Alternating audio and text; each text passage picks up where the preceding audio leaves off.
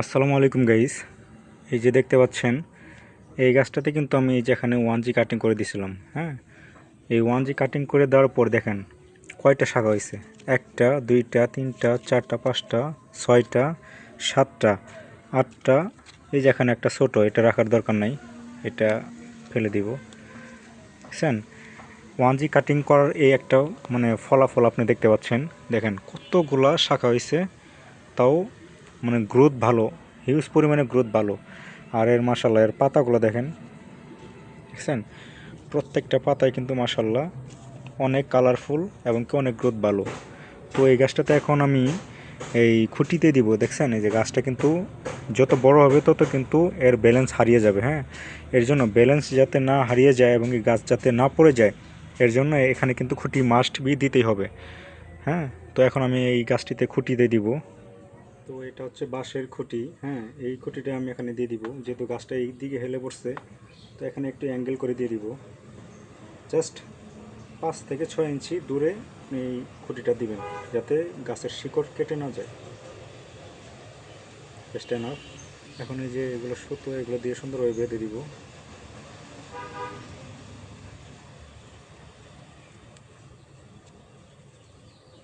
আসলে কি, গাছের যত্ন যদি আপনি না করতে পারেন, শুধু তো গাছ লাগালেই হবে না। গাছ লাগানোর পাশাপাশি আপনার গাছের সেবা যত্ন অবশ্যই করতে হবে। তো সেবা যত্ন যদি না করেন, তাহলে তো গাছে থেকে ওই রকম ফলন পাবেন না। এই যে দেখেন এখন সুন্দরভাবে সেটিং হয়ে গেল। তো এখন আপনাদেরকে দেখাই কীরকম হলো। দেখেন গাছটা এখন কিন্তু বৃষ্টি হোক ঝড় হোক, এই গাছটা কিন্তু আর লাড়াচাড়া করবে না, এই খুঁটির সাথেই একদম মিলেমিশে থাকবে। হ্যাঁ, এই গাছটাতে আর কোনো রিস্ক নাই। তো এখন আমি আরেকটা কাজ করতে পারি, যেহেতু মাটিটা একদম শক্ত হয়ে গেছে, তো এই মাটিগুলো আমি একটু আগলা করে দিতে পারি। তো এখন একটু আগলা করে দিব।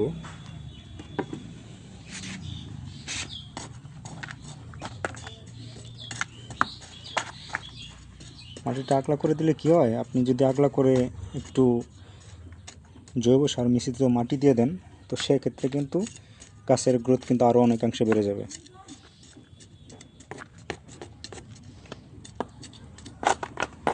যাই হোক, সারসেড হয়ে গেছে। এখন আমি কিছু মিশ্রিত মাটি, জৈব সার মিশ্রিত মাটি এখানে দিয়ে দিব। দেখেন সম্পূর্ণ মাটি কিন্তু আগলা করে দিছি। হ্যাঁ, আগলা করে দেওয়ার পর এই যে দেখতে পাচ্ছেন, এটা কিন্তু আমার মিশ্রিত মাটি। হ্যাঁ, এই মাটিটা কিন্তু আমি এখানে ইউজ করব।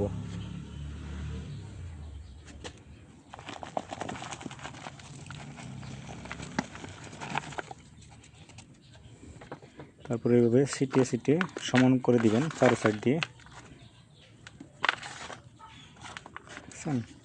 হয়ে গেল।